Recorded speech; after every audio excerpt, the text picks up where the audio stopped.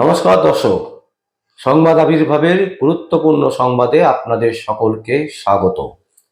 আমরা প্রত্যেক দিনের মতন আজকেও একটি বিশেষ এবং গুরুত্বপূর্ণ সংবাদ আপনাদের সামনে তুলে ধরব। দর্শক, এসআইআর নিয়ে মুখ্যমন্ত্রী মমতা ব্যানার্জি যা করছেন, অনেকে ঠিক বলছেন, অনেকে ভুল বলছেন। সব কিছুর যদি ঊর্ধ্বে উঠে যাই, সমস্ত কিছুর ওপরে যদি আমরা চলে যাই, তাহলে দেখব যে 83 নম্বর ব্লক তৃণমূল কংগ্রেসের পক্ষ থেকে একটি বড় বড় হোর্ডিং লাগানো হয়েছে, ব্যানার লাগানো হয়েছে, এবং তাতে যে লেখাটা দেখা যাচ্ছে এবং যে ছবি দেখা যাচ্ছে তা কিন্তু বাংলার ভবিষ্যতের জন্য ভয়ঙ্কর ক্ষতিকর জিনিস হচ্ছে বলেই আমরা মনে করছি। আমরা এই ব্যানারের একটা ছবি আপনাদের তুলে ধরছি। দর্শক, আপনারা দেখুন, আমাদের স্ক্রিনে দেখাচ্ছি সেই ছবি, যেখানে দেখা যাচ্ছে একদম স্পষ্ট লেখা আছে, বাংলা মাথা নত করবে না, বাংলা মাথা নত করবে না। এবং একটা ঠুসো মারা হচ্ছে, মানে একজনকে মারা হচ্ছে, যাকে মারা হচ্ছে সেই ছবিটা কিন্তু একদম স্পষ্ট। যদি ভুল না বলে থাকি তাহলে তিনি কিন্তু নির্বাচন কমিশনকে ঠুসো মারছে, সেই ছবি দেখছি।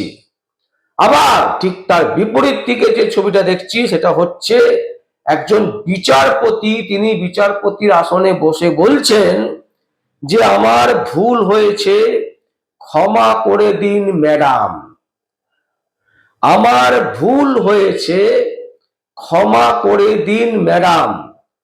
এই যে লেখাটা কি মারাত্মকভাবে পশ্চিমবঙ্গের ক্ষেত্রে ক্ষতিকর, এটা কিন্তু এখন থেকেই আমরা বুঝতে পারছি। এবং যদি দর্শক আপনারা বুঝতে না পারেন তাহলে সুদূর ভবিষ্যতে কান্নাকাটি করবেন। আমরা দেখেছি বিভিন্ন জায়গায় যুদ্ধের সময় আপনার ছেলে মেয়েকে মেরে দিয়ে চলে যাবে, আপনি চুপচাপ করে দাঁড়িয়ে থাকবেন, কিচ্ছু বলতে পারবেন না, শুধু কেঁদে যাবেন, কেঁদে কেঁদে কেঁদে কেঁদে মরে যাবেন, কিন্তু কোনো সুরাহা হবে না। একটা বিচারককে, বিচার বিভাগকে কালিমালিপ্ত করার চেষ্টা করা হচ্ছে। কে করছে? 83 নম্বর ব্লক তৃণমূল কংগ্রেস। আপনি মনে করছেন মুখ্যমন্ত্রী মমতা ব্যানার্জি জানে না? আপনি মনে করছেন অভিষেক ব্যানার্জি জানে না? আপনি মনে করছেন তৃণমূল কংগ্রেসের কোনো নেতা নেত্রীরা জানে না? সবাই জানে, সবাই জানে। এবং জেনে বুঝে এই ধরনের ব্যানার রীতিমতো টাঙানো হয়েছে 83 নম্বর তৃণমূলের যে ব্লক অফিস, সেই ব্লক অফিসের ওখানে তৃণমূল কংগ্রেসের পক্ষ থেকে একদম স্পষ্ট লেখা আছে। আপনি এসআইআর নিয়ে সুপ্রিম কোর্টে যাচ্ছেন, আপনি একদিকে বলছেন যে আমি আইনকে মানব, আইনকে মেনে আপনি শপথ গ্রহণ করে রাজ্যের মুখ্যমন্ত্রী হয়েছেন, আবার অন্যদিকে আপনি ব্যানার পোস্টার লাগাচ্ছেন যেখানে বলছেন যে আমি ঠুসো মারবো নির্বাচন কমিশনকে, আমাকে ম্যাডাম বলে সম্বোধন করবে এবং আমার কাছে ক্ষমা চাইবে হাইকোর্ট সুপ্রিম কোর্টের বিচারপতিরা। এবং সেই সিম্বলিক ছবি দিয়ে আপনি সেখানে লিখছেন যে আমার ভুল হয়েছে, ক্ষমা করে দিন ম্যাডাম। মানে কত বড় অধ্যত থাকলে, কত বড় জঘন্য মহিলা হলে এই ধরনের একটা ব্যানারকে অ্যাপ্রুভ দিতে পারে? এখনো পর্যন্ত যদি মমতা ব্যানার্জি সত্যি না জেনে থাকে তাহলে জানার পরেও অন্তত ক্ষমা চাইবেন। যারা করেছেন, এই ব্যানার লাগিয়েছেন, তাদেরকে অ্যারেস্ট করবেন, ক্ষমতা দেখাতে পারবেন মুখ্যমন্ত্রী মমতা ব্যানার্জি। চ্যালেঞ্জ করছি আমরা, মমতা ব্যানার্জি আপনাকে আমরা বলছি, অভিষেক ব্যানার্জি আপনাকে আমরা বলছি, চ্যালেঞ্জ করছি, এই 83 নম্বর ব্লকের তৃণমূল কংগ্রেসের ব্লকের অফিসে যে ব্যানার গুলো লাগানো হয়েছে, যারা লাগিয়েছে তাদেরকে গ্রেপ্তার করার হিম্মত আপনাদের হবে? হিম্মত তো ছেড়ে দিন, আপনাদের নির্দেশ ছাড়া এই 83 নম্বর ওয়ার্ডের যে সমস্ত তৃণমূল কর্মীরা আছেন, নেতা নেত্রীরা আছেন, তারা ব্যানার লাগাবেন, এটা অসম্ভব। সূর্য পূর্ব দিকে ওঠে, পশ্চিম দিকে অস্ত যায়। যদি মমতা ব্যানার্জি তৃণমূল কংগ্রেসের কর্মীদেরকে বলে দেন যে সূর্য পশ্চিম দিকে ওঠে, পূর্ব দিকে অস্ত যায়, তাহলে কারোর ক্ষমতা হবে না সেইটাকে খণ্ডন করার বা সেটাকে বলার, দায়িত্ব নিয়ে বলার যে না, মমতা ব্যানার্জি আপনি ভুল বলছেন, দিদি আপনি ভুল বলছেন, সূর্য পূর্ব দিকে ওঠে, সূর্য পশ্চিম দিকে অস্ত যায়। এই কথা বলার মতন সাহস তৃণমূল কংগ্রেসের কোন নেতা নেত্রীর নেই। দর্শক, আমরা শুধু আপনাদেরকে বোঝাবার চেষ্টা করছি যে রাজ্যে আমরা বাস করছি সেই রাজ্যের নেত্রীকে, সেই রাজ্যের মুখ্যমন্ত্রী মমতা ব্যানার্জির চারিত্রিক পুরো গঠন, সেই পুরো জিনিসটা আমরা বোঝাবার চেষ্টা করছি আপনাদেরকে। একের পর এক সংবাদে আমরা দেখিয়েছি মমতা ব্যানার্জি সম্পর্কে। এসআইআর নিয়ে তিনি কি বলেছিলেন প্রথমে, এসআইআর নিয়ে এখন তিনি কি বলছেন, প্রতিদিন তার মতামত পাল্টে যায়। তিনি রাজ্যে বসে তিনি রাজনীতি করে চলেছেন, বাংলার মানুষকে ধ্বংস করে দিচ্ছেন। কি শিক্ষার ক্ষেত্রে বলুন, স্বাস্থ্য ক্ষেত্রে বলুন, বিভিন্ন ক্ষেত্রে বিভিন্ন প্যারামিটারে তিনি নিচে নামিয়ে আনছেন বাংলাকে। সারা পৃথিবীর মানুষ বাংলাকে দেখে আজকে হাসে যে কোথায় আপনারা বাস করছেন, কেন সহ্য করছেন এই রকম একজন জঘন্য মহিলাকে।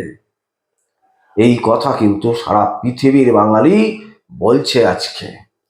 আপনি ভাবুন দর্শক, একটা ব্যানার, সেই ব্যানারে লাগানো হচ্ছে কি না, বলা হচ্ছে বাংলা মাথা নত করবে না। ঠিক আছে, এই লাইনটা গ্রহণযোগ্য। তারপরে আপনি কি দিচ্ছেন, যে নির্বাচন কমিশনকে ঠুসো মারছেন, মানে একেবারে ঠুসো পাঞ্চ করছেন। তারপরে কি বলছেন, একজন বিচারপতির আসনে বিচারকের ছবি দেখিয়ে দিয়ে বলছেন যে আমার ভুল হয়েছে, ক্ষমা করে দিন ম্যাডাম। মানে কত বড় দুষ্টতা থাকলে, কত বড় মানে জঘন্যতম থেকে জঘন্য মহিলা হলে এই ধরনের কাজ তৃণমূল কংগ্রেসীরা করতে পারে। আমরা অবাক হয়ে যাচ্ছি যে এই ধরনের ব্যানার লাগাবার পরেও বাংলার বহুল প্রচারিত সংবাদ মাধ্যমগুলো তারা কি করছে, তাদের কাছে কি খবর নেই? তারা কি জানে না নাকি শিক্ষা দুর্নীতির মতন তাদেরও ঘুম ভাঙবে 10 বছর পর গিয়ে, 11 বছর পর গিয়ে? ভাবতে অবাক লাগছে এই ধরনের ব্যানার যিনি লাগাচ্ছেন, যার নেতৃত্বে যার নির্দেশে এই ব্যানার লাগছে বিভিন্ন জায়গায়, সেই মহিলা ভারতবর্ষের আইনের শপথ করে তিনি কিন্তু মুখ্যমন্ত্রী হয়েছেন। ভারতবর্ষের সংবিধানকে তিনি মানবেন বলে তিনি শপথ গ্রহণ করেছিলেন এবং মুখ্যমন্ত্রীর আসনে বসেছেন। আর সেই মুখ্যমন্ত্রীর আসনে বসে তিনি রীতিমতো সংবিধানকে বুড়ো আঙুল দেখাচ্ছে। আর সাংবিধানিক পদে যারা উচ্চ পদস্থ যে সমস্ত পদ আছে, সেই পদে বসে যারা আছেন তারা চুপচাপ মুখে আঙুল দিয়ে বসে আছেন। কি চলছে বাংলাতে? আর কতদিন মানুষ এই সমস্ত জিনিস সহ্য করবেন? আর কতদিন বাঙালিকে নিচে নামাবেন? বাংলা জানতে চায়, বাংলা জানতে চাইছে যে এই ব্যানার কে লাগিয়েছে, কার নির্দেশে ব্যানার লাগিয়েছে। এইভাবে নির্বাচন কমিশনকে ঠুসো মারা এবং কোর্টের বিচারপতি ম্যাডামকে ক্ষমা চাইছেন, এত বড় দৃষ্টতা কার আছে এটা জানতে চাইছে বাংলার মানুষ।